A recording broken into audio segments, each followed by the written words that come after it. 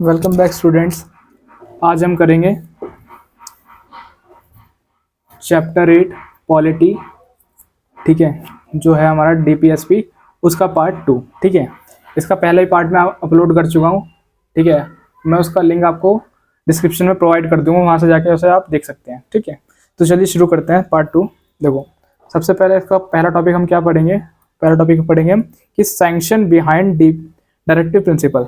कि भाई जो हमने इस पे सैंक्शन लगाई है, किस पे? Directive principle. सैंक्शन मतलब कि लिमिट, जो हमने इस पे लिमिट सेट करी है। ठीक है, किस पे? डायरेक्टिव प्रिंसिपल पे, डीपीएसपी पे जो हमने लिमिट सेट करी है वो क्यों करी है, क्या कारण है? ठीक है, देखो ये है सबसे। देखो पहले तो doctor B are Ambedkar ji ने कोई स्टेटमेंट दिया। देखो क्या बोला है, उन्होंने बोला है a government which rest on popular vote can hardly ignore the DPSP while shaping it's policy.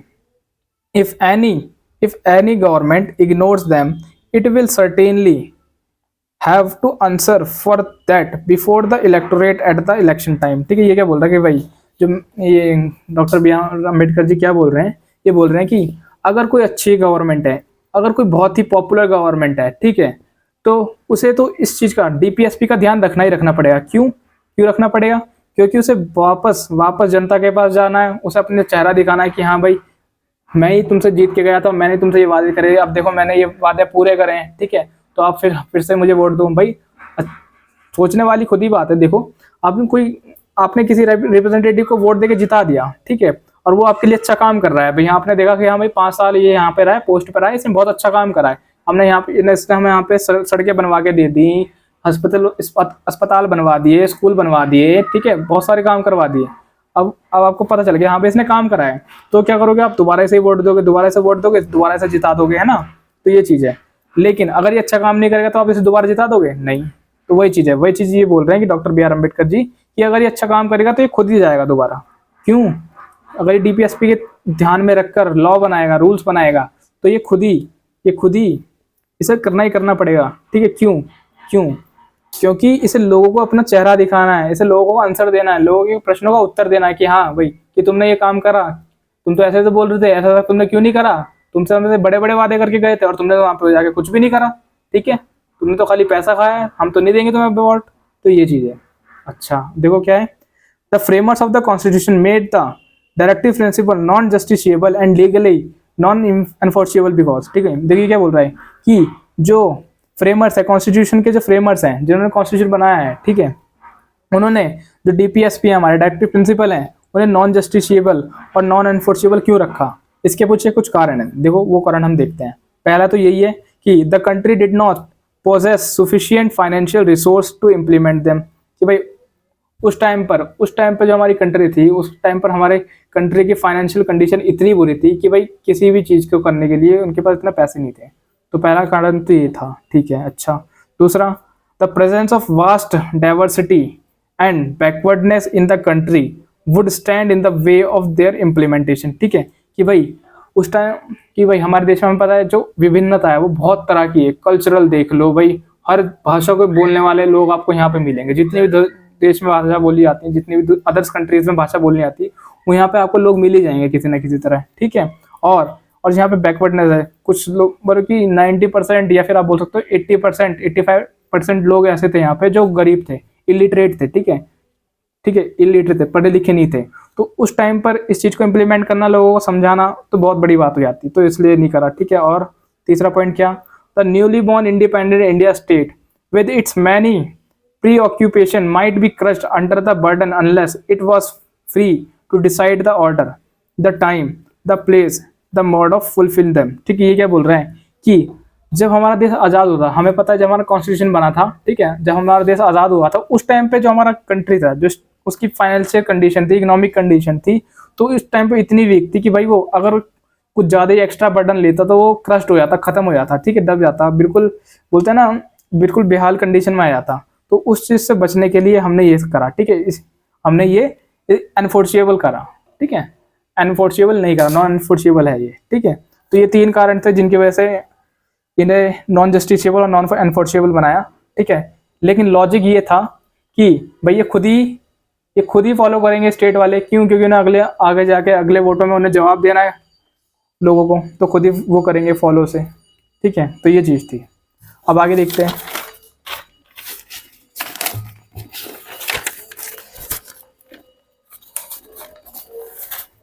देखो अब आते हैं क्रिटिसिज्म ऑफ द डीपीएसपी, मतलब कि डायरेक्टिव प्रिंसिपल की क्रिटिसिज्म, कि भाई क्रिटिसाइज करते हुए लोगों ने इसे क्या कहा।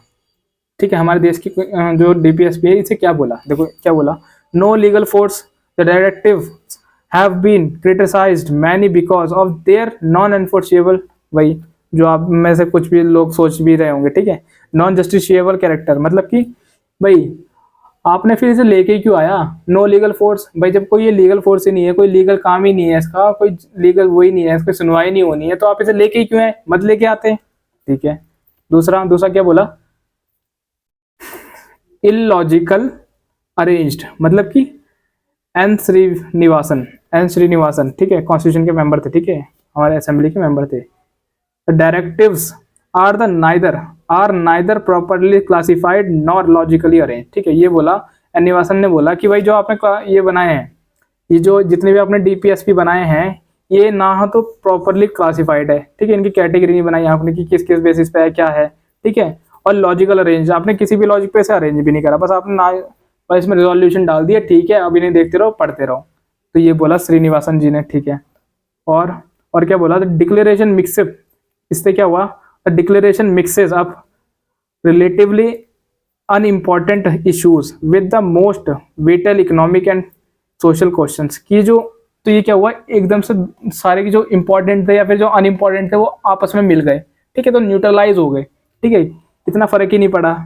अच्छा, और क्या बोला, it combines rather incongruously the modern with the old and provision suggested by the region and science with provisions based purely on sentiments and prejudice। देखो ये क्या बोल रहा है कि ये मॉडर्न टाइम पे तो बिल्कुल ये काम ही नहीं कर रहे हैं, ठीक है, मॉडर्न टाइम पे तो बिल्कुल काम ही नहीं कर रहे, उस टाइम पे तो था हमारे देश में हाँ कि भाई चलो काम कर रहे हैं, लेकिन अब तो ये बिल्कुल काम ही नहीं कर रहे हैं, सजेस्टेड बाय द रीजंस, ठीक है। अच्छा, आप देखो दूसरा क्या है, दूसरा ये है कंजर्वेटिव नेचर, मतलब कि कंजर्वेटिव नेचर मतलब कि देखो ये बोला था सर आइवर जेनिंग ने, ये क्या है, ब्रिटिश के लॉयर हैं, ब्रिटिश पार्लियामेंट के बहुत बड़े लॉयर थे, ठीक है। अच्छा, the directives are based on the political philosophy of the 19th century England।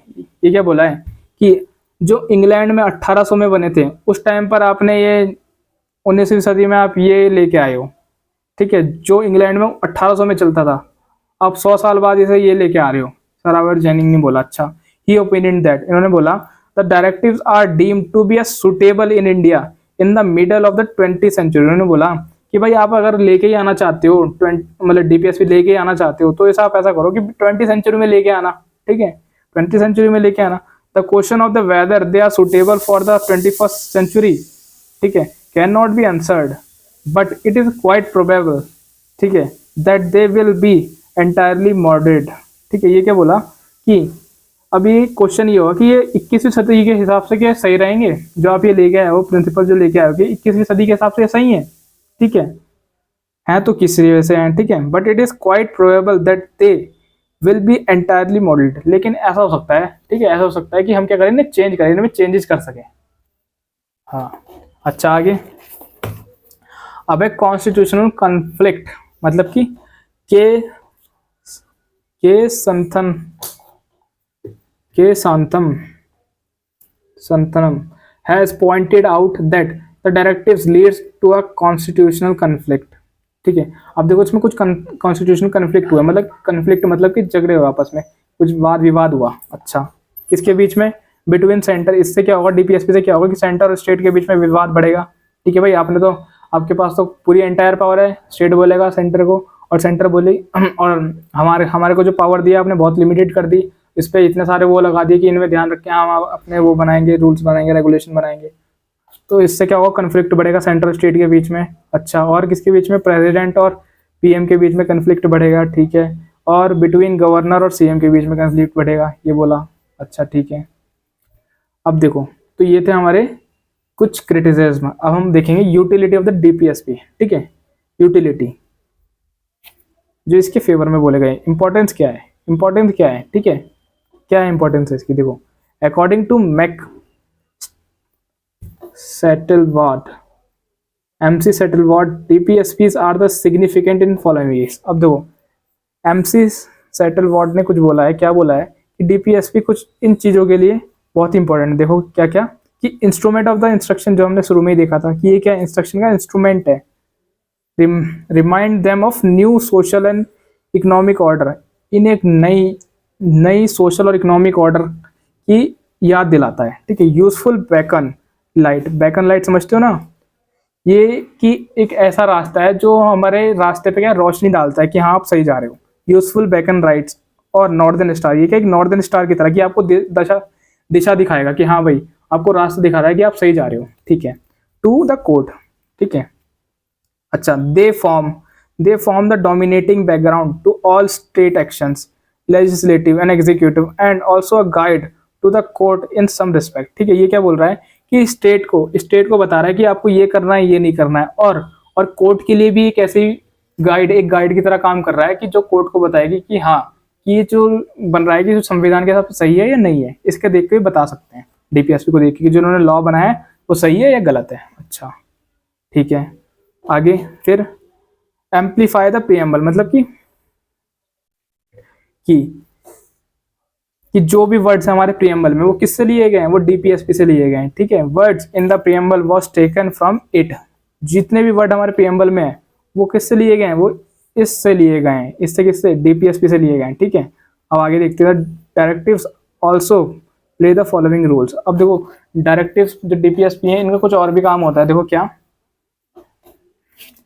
they facilitate stability and continuity in the democratic foreign policies in political, economic and social spheres in spite of changes in the party in power। ठीक है, ये क्या बोल रहा है कि ये एक स्टेबिलिटी प्रोवाइड करता है, कंटिन्यूटी प्रोवाइड करता है, किसमें किसमें, आपकी इकोनॉमिक, पॉलिटिकल और सोशल स्पेयर्स में। हालांकि जो आपकी रूलिंग पार्टी है अगर वो चेंज भी हो जाए तो ये क्या स्टेबिलिटी बनाए रखता है। या कई बार ऐसा होता है ना, वाद विवाद हो गया कि भाई हार गया तो ये है, गोलियां चल गई, तो इसमें क्या करता है, स्टेबिलिटी प्रोवाइड करता है। ठीक है, स्टेबिलिटी बनाए रखता है। क्यों भाई, क्यों आ रहे तुम, क्योंकि तुमने काम नहीं किया इसलिए आ रहे तुम। अच्छा आगे, conflict between fundamental rights and DPSPs. देखो क्या डिफरेंस है दोनों में, फंडामेंटल राइट्स में और डीपीएसपी में क्या डिफरेंस है। देखो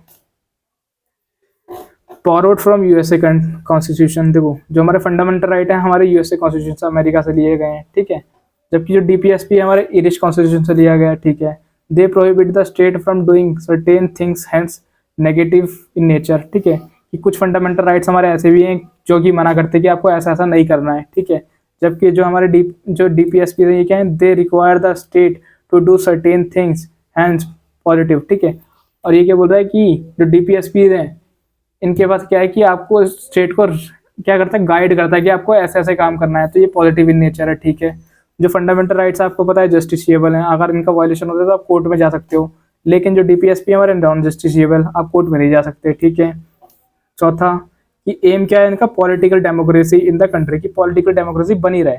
लेकिन जो हमारे डीपीएसपी का एम है वो क्या है, सोशल और इकोनॉमिक डेमोक्रेसी। ठीक है, जो मैंने अभी बताया था आपको चैप्टर के स्टार्टिंग में और 2-3 बार बताया।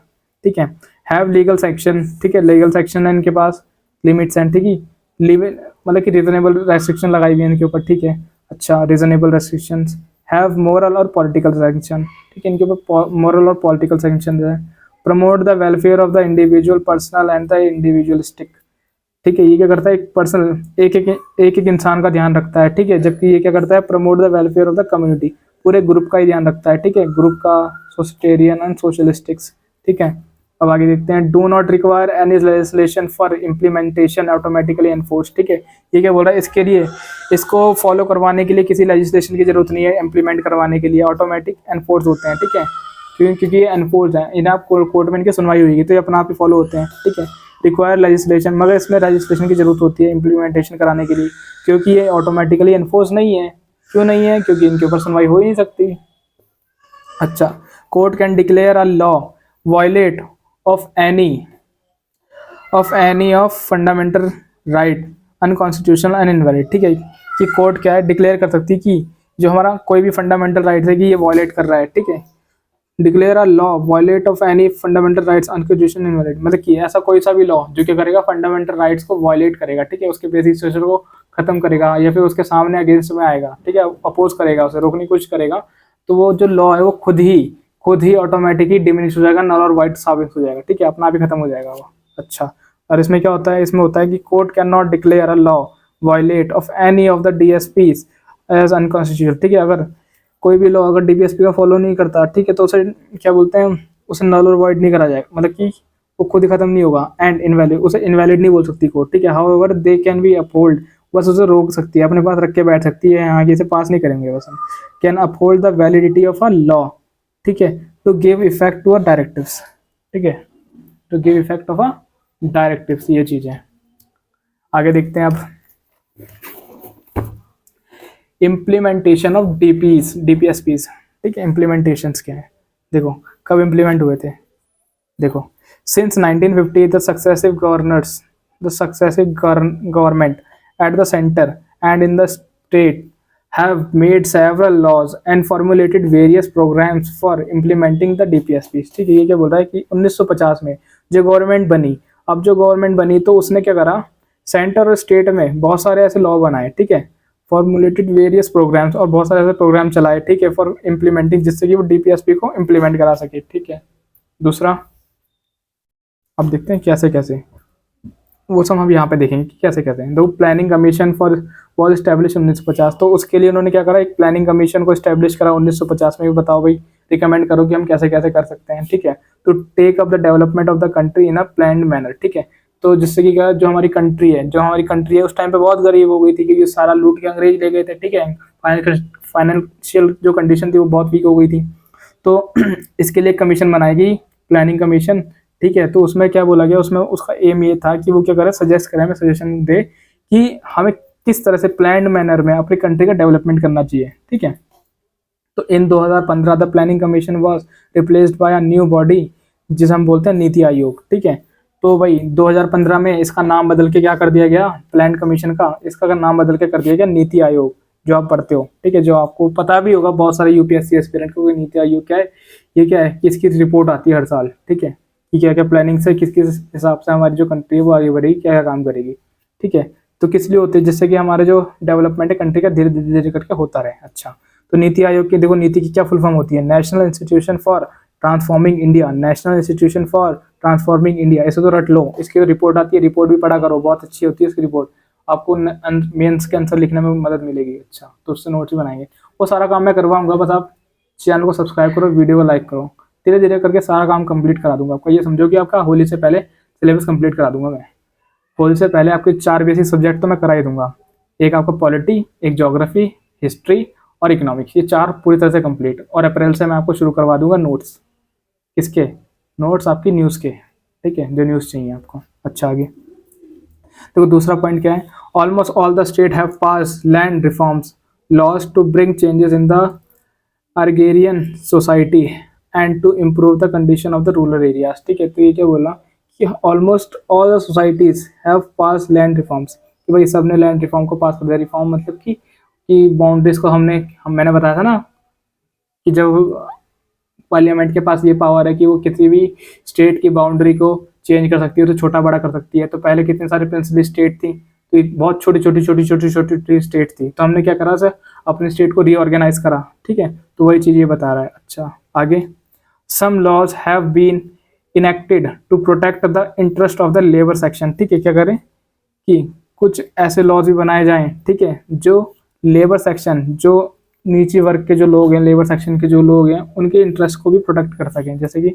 कम से कम मिनी वेजेस एक्ट, हमने बहुत सारे ऐसे एक्ट लेके आए कि मिनिमम वेजेस इतनी दी जानी चाहिए एक वर्कर को, ठीक है, जो इस तरह के काम को करता है। अच्छा, the payment of the wages act फिर ये लेके आया गया, the payment of the bonus act ये लेके आया गया, ठीक है, the contract labour regulation and abolition, ठीक है, ये लेके आया गया कि अगर कोई इनके वादे को तोड़ता है, एबॉलिशन को तोड़ता है, तो उसके साथ उसके खिलाफ भी सुनवाई की जाएगी, ठीक है, कि भाई साहब आपसे सौदा तय हुआ था 5 लाख का और आपने से 4 लाख ही दिए, 1 लाख आप इसके मार गए, तो ऐसा नहीं कर सकते आप, ठीक है, तो ऐसा नहीं कर सकते, ठीक है, तो ये चीज़ है। The child labour prohibition and regulation act ये लेके आएगा, ये मैंने पहले ही पढ़ा रखा है आपको पिछले चैप्टर में। द बाउंडेड लेबर, ठीक है, बाउंडेड लेबर, बंधुआ मजदूर, ठीक है, सिस्टम एवोल्यूशन एक्ट, तो ये सब एक्ट एक्ट लेके आई गवर्नमेंट, जिससे कि क्या है, जो हमारा लोअर सेक्शन है, जो हमारा लेबर सेक्शन है, उसे भी थोड़ा रिलीफ मिल सके, उसे प्रोटेक्शन मिल सके। अच्छा, इन 2006 the government band the child labour, और 2006 में चाइल्ड लेबर को पूरी तरह से बैन कर दिया गया इंडिया में। ठीक है, तो ये सारे एक्ट थे जिन्हें देख सकते हो आप। तो इन सबको लिख लेना, क्योंकि ये आपके मेंस के आंसर में आपको बहुत ज़्यादा मदद करेंगे। ठीक है, ध्यान रखना। चलो आगे देखते हैं।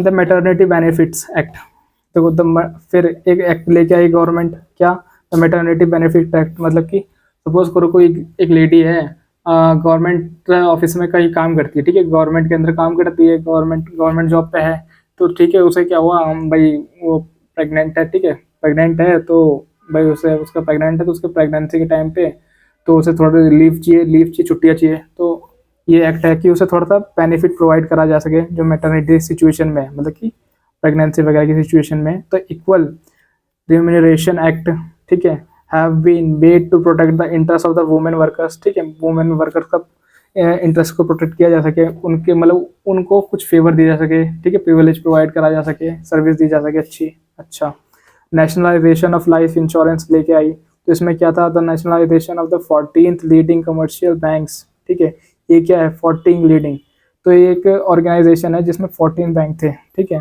Nationalisation of the general insurance, abolition of privacy, PVC, मतलब कि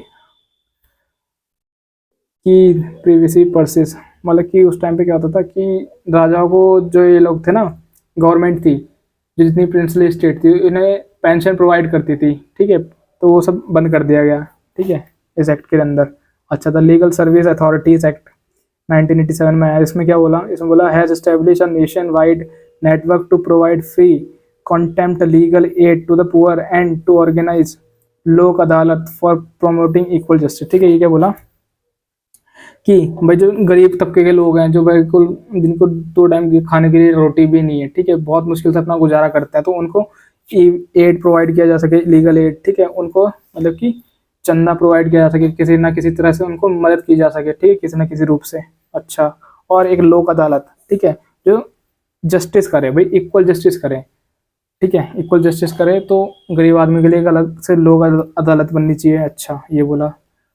अब आगे देखते हैं, तो देखो आगे आता है डायरेक्टिव आउटसाइड पार्ट 4।